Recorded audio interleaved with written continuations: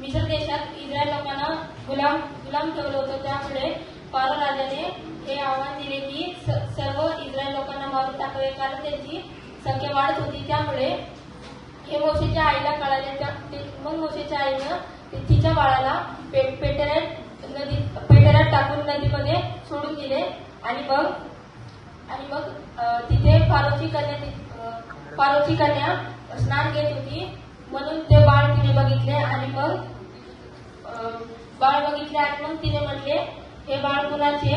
आणि मग हे सर्व मोशेची बहीण पाहत होती। मग मोशेच्या बहिणीनं ते फारोच्या कन्याकडे जाऊन म्हटले की हे बाळ सांभाळण्यासाठी मी एक बाई आणते। मग तिने जाऊन मोशेच्या आईला आणले, हे कळून नाही की ही तिची खरी आई आहे।